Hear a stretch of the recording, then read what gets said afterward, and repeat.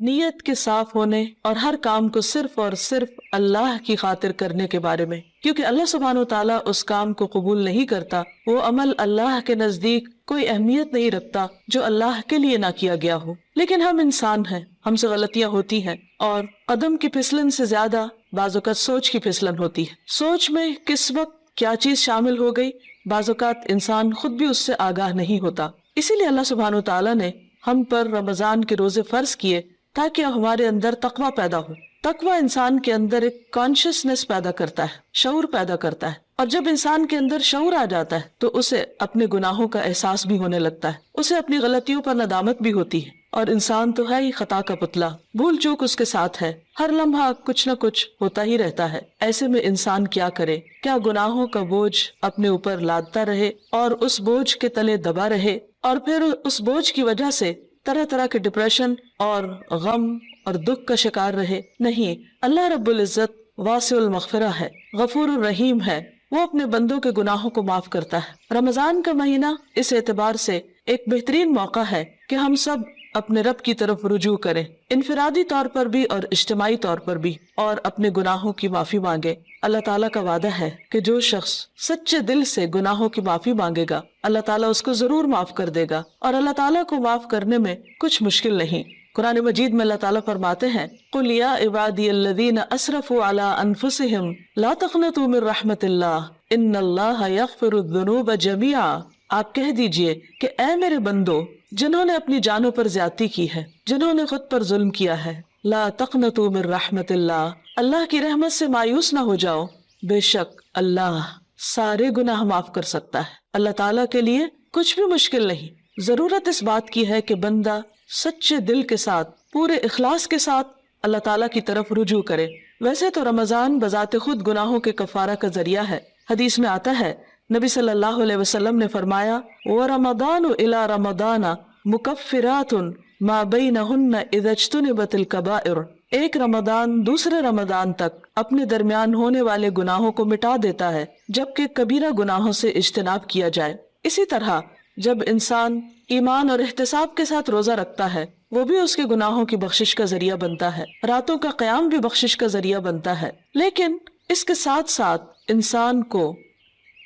پورے شعور کے ساتھ، پورے احساس کے ساتھ خود اللہ کی طرف رجوع کرنا چاہیے اور اپنے گناہوں کی معافی مانگنی چاہیے، خصوصاً کبیرہ گناہ، ان کے لیے معافی مانگنا ضروری ہے۔ اللہ تعالیٰ سے توبہ کرنے کا ایک طریقہ بھی بتایا گیا، اور وہ یہ کہ انسان اپنے گناہوں پر نادم ہو، شرمندہ ہو، ان کا اعتراف کرے، ان کو مانے، اور پھر آئندہ نہ کرنے کا وعدہ کرے، اور پھر اپنی زندگی کی اصلاح کر لے۔ انسان کی انسانیت اسی میں ہے کہ وہ اللہ تعالیٰ کی طرف رجوع کر لے اور گناہوں کا اعتراف کرے۔ انسان اور شیطان میں یہی فرق ہے۔ شیطان نے جب انسان کو یعنی آدم علیہ السلام کو سجدہ کرنے سے انکار کیا تو اس کے بعد جب اس سے پوچھا گیا کہ ما منعک الا تسجد اذ امرتک، اللہ تعالیٰ نے فرمایا کہ تمہیں کس چیز نے روکا تھا کہ تم سجدہ کرتے جبکہ میں نے تمہیں حکم دیا تھا، تو اس پر بجائے اس کے کہ وہ نادم ہوتا، اپنی غلطی کا اعتراف کرتا، وہ اکڑ گیا اور اللہ سبحانہ وتعالیٰ کو بلیم کرنے لگا۔ اس کے برعکس آدم علیہ السلام سے جب خطا ہوئی اور وہ بھول کر جنت کا وہ پھل کھا بیٹھے جس کے کھانے سے ان کو روکا گیا تھا، تو جب انہیں اپنی اس بات کا احساس ہوا کہ انہوں نے درست نہیں کیا اور ان سے جنت کا لباس اتروا لیا گیا، تو وہ فوراً اپنے رب کی طرف پلٹے اور انہوں نے اعتراف کیا اور دعا کی، ربنا ظلمنا انفسنا وان لم تغفر لنا وترحمنا لنکونن من الخاسرین، کہ اے ہمارے رب ہم نے اپنی جانوں پر ظلم کیا اور اگر تو نے ہمیں معاف نہ کیا اور ہم پر رحم نہ کیا تو ہم ضرور نقصان اٹھانے والے ہو جائیں گے۔ گویا انسان غلطی تو کرتا ہے، لیکن اگر وہ رب کی طرف پلٹتا نہیں اور رب اس پر رحمت نہیں فرماتا تو پھر انسان کا کوئی ٹھکانہ نہیں۔ روزے کی حالت میں انسان کو اپنے آپ کا جائزہ لینے کا موقع ملتا ہے، کیونکہ بہت سی مصروفیات اور مشغولیات سے، خصوصاً کھانے پینے کی مشغولیت سے فراغت پانے کے بعد جب روزے کی حالت میں، بھوک کی حالت میں اس کو اپنا محاسبہ اور اپنا جائزہ لینے کا موقع ملتا ہے تو اپنی چھوٹی بڑی بہت سی خطائیں، بہت سی غلطیاں یاد آنے لگتی ہیں۔ ایسے میں انسان کا کام یہ ہے کہ انسان اپنی ہر غلطی پر اللہ تعالیٰ سے توبہ کرے اور دن میں کثرت کے ساتھ استغفار کرتا رہے، اللہ سبحانہ و تعالیٰ کی طرف رجوع کرتا رہے۔ خاص طور پر روزے کی افطاری کے وقت اور پھر سحری کے وقت، کیونکہ سحری کا وقت توبہ استغفار کا وقت ہے۔ قرآن مجید میں اللہ تعالیٰ اپنے بندوں کی خصوصیت بیان کرتے ہیں، وَبِالْأَسْحَارِ هُمْ يَسْتَغْفِرُونَ، اور سحری کے وقت وہ استغفار کرتے ہیں۔ سحری کے وقت یا تو سحری کی تیاری ہو رہی ہوتی ہے یا پھر انسان اس وقت کچھ کھا پی رہا ہوتا ہے، لیکن کچھ نہ کچھ وقت، خواہ وہ کام کاج کے دوران ہی کیوں نہ ہو، ضرور ایسا نکالنا چاہیے کہ جس میں انسان شعوری طور پر اللہ تعالیٰ سے توبہ کرے، کیونکہ اللہ تعالیٰ اس وقت اپنے بندوں کی طرف خاص طور پر توجہ فرماتا ہے۔ حدیث میں آتا ہے، ينزل اللہ تعالی الى السماء الدنیا كل ليلة لنصف الليل الآخر او لثلث الليل الآخر فيقول من ذا الذي يدعوني فأستجيب له من ذا الذي يسألني فأعطيه من ذا الذي يستغفرني فأغفر له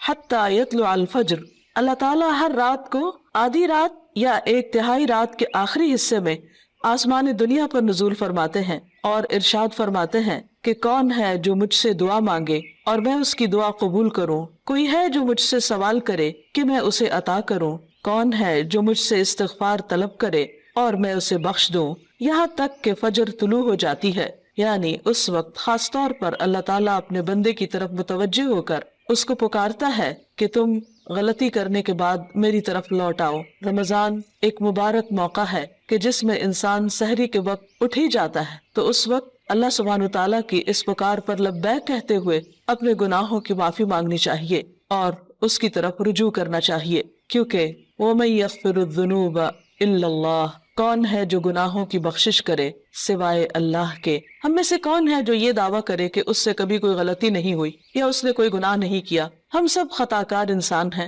اور ہم سے غلطیاں ہوتی ہیں، لیکن غلطی پر توبہ کرنا اور غلطی پر شرمندہ ہونا انسان کی فطرت میں ہے۔ اگر انسان اس فطرت کو مسخ نہ کر دے تو جو ہی کوئی گناہ ہوتا ہے، انسان کا ضمیر فوراً ہی اسے آگاہ کرتا ہے کہ تم سے غلطی ہوئی ہے، اور انسان اپنے رب کی طرف پلٹنا چاہتا ہے۔ لیکن بعض اوقات انسان کا نفس اس کو دھوکہ بھی دے جاتا ہے، اور بجائے اس کے کہ انسان غلطی کا اعتراف کرے، انسان اپنی غلطی پہ پردہ ڈالنے لگتا ہے، اس کو جسٹیفائی کرنے لگتا ہے اور پھر غلطی پہ غلطی کیے چلے جاتا ہے۔ کیونکہ ہوتا یہ ہے کہ جب انسان ایک گناہ کر لیتا ہے، اللہ کی ایک حرمت کو پامال کرتا ہے، اللہ تعالیٰ کی ایک نافرمانی کرتا ہے، تو پھر اس کے بعد اس کی جھجک ختم ہو جاتی، اس کی حیا ختم ہو جاتی، پھر وہ دوسرے گناہ کے لیے دلیر ہو جاتا ہے اور پھر گناہوں کا سلسلہ چل پڑتا ہے۔ اور اگر انسان توبہ نہیں کرتا تو وہ ایک سیاہ نقطہ جو دل پر لگتا ہے ایک گناہ کی وجہ سے، وہ نقطہ پھیلنے لگتا ہے حتیٰ کہ گناہوں کے ساتھ پورا دل سیاہ ہو جاتا ہے اور پھر انسان کے اندر سے احساس بھی ختم ہو جاتا ہے۔ اس کے باوجود انسان کو مایوس نہیں ہونا چاہیے۔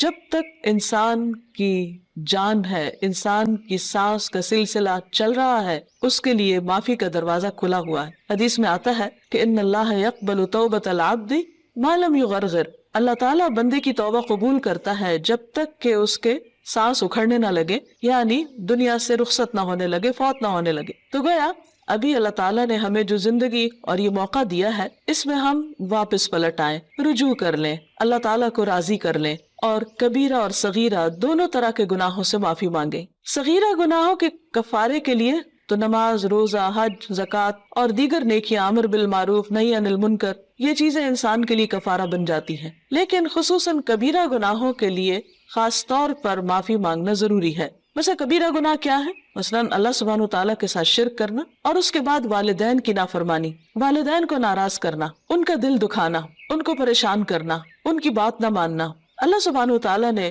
ایک نہیں کئی بار اپنے حق کے بعد انسانوں میں سے سب سے پہلا حق جس کا بتایا وہ والدین ہے، اور اللہ تعالیٰ کی رضامندی والد کی رضامندی میں ہے، اور اللہ تعالیٰ کی ناراضگی والدین کی ناراضگی میں ہے۔ والدین کو ناراض کرنا کبیرہ گناہ ہے، اور اگر انسان کی وفات اس حال میں ہو جاتی تو اس وقت تک معافی نہیں ہوگی جب تک کہ والدین معاف نہ کر دیں۔ حقوق و لباد کے سلسلے میں جو بھی حق تلفی ہوتی، خواہ والدین کی نافرمانی یا کسی اور کی، یہ بات یاد رہے کہ انسان کو اس وقت صرف اللہ تعالیٰ سے ہی نہیں، بندوں سے بھی معافی مانگنی ہوگی، یعنی بندوں کو بھی راضی کرنا ہوگا۔ والدین کے بعد باقی رشتہ دار، دوست احباب اور انسانوں میں سے کسی انسان پر بھی اگر کوئی ظلم یا زیادتی ہوئی ہو تو اس کے لیے توبہ استغفار اور اس کے ساتھ ساتھ اس بندے سے معافی مانگنا بھی ضروری ہے۔ اسی طرح زبان کے بہت سے گناہ کبیرہ گناہ ہیں، مثلاً جھوٹ بولنا۔ اسی طرح غیبت، اور غیبت کیا ہے؟ کسی مسلمان بھائی کی پیٹھ پیچھے اس کی برائی کرنا، کسی پہ جھوٹا الزام لگانا، کسی کو تانا دینا، کسی کے بارے میں بدگمانی کرنا، کسی کا مذاق اڑانا، نقلیں اتارنا، یہ سب دوسروں کا دل توڑنے والی باتیں، یہ تہذیب کے دائرے سے نکلی ہوئی حرکتیں، اور ہمارا دین ان چیزوں کی قطعاً ہمیں اجازت نہیں دیتا۔ کسی کے ساتھ اختلاف کا ہو جانا، کسی کی بات کو ناپسند کرنا، یہ ہر انسان کا حق ہے، لیکن یہ سب کچھ دلیل کی بنا پر ہونا چاہیے، محض جذبات کی بنا پر نہیں، کہ ہم اگر کسی سے اختلاف کرتے ہیں تو پھر ہم اپنے لیے اس بات کو جائز کر لیں کہ جیسے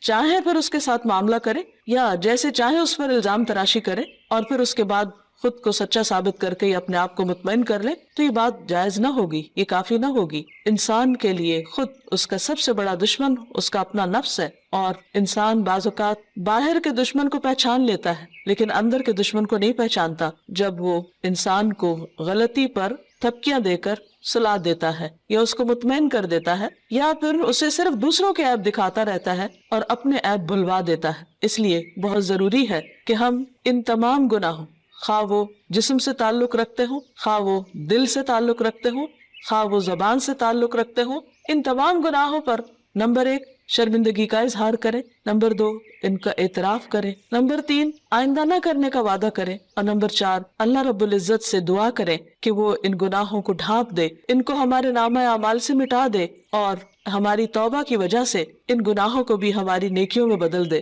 کیونکہ اللہ تعالیٰ کے لیے کچھ بھی مشکل نہیں۔ قرآن مجید میں آتا ہے وَهُوَ الَّذِي يَقْبَلُ التَّوْبَةَ عَنْ عِبَادِهِ، وہ اللہ ہی تو ہے جو بندوں سے توبہ قبول کرتا ہے اور اس کو پسند کرتا ہے کہ بندے اللہ کی طرف رجوع کریں۔ وَيَعْفُو عَنِ السَّيِّئَاتِ، اور وہ خطاؤں سے یعنی صغیرہ گناہوں سے درگزر کرتا ہے۔ وَيَعْلَمُ مَا تَفْعَلُونَ، اور وہ جانتا ہے جو کچھ بھی تم کرتے ہو، یعنی ہمارا کوئی بھی عمل خواہ وہ چھوٹا ہو یا بڑا، تنہائی میں کیا ہو یا سب کے سامنے، اللہ سے تو چھپا ہوا نہیں، پھر اس کے فرشتے لکھ بھی رہے ہیں۔ اس لیے بہت ضروری ہے کہ اللہ کے حضور حاضر ہونے سے پہلے ہی ہم اپنے ان گناہوں کو اپنے نامہ اعمال سے اپنے آنسوؤں کے ساتھ دھو ڈالیں، اور عجز و انکساری کے ساتھ اللہ کے حضور جھکیں، اور زبان سے بھی استغفار کرتے رہیں، اور اس کے لیے خاص طور پر استغفر اللہ، اللہم اغفر لی اور استغفار کی دیگر دعائیں پڑھنا بھی فائدہ مند ہے۔ اللہ تعالی ہمیں عمل کی توفیق عطا فرمائے۔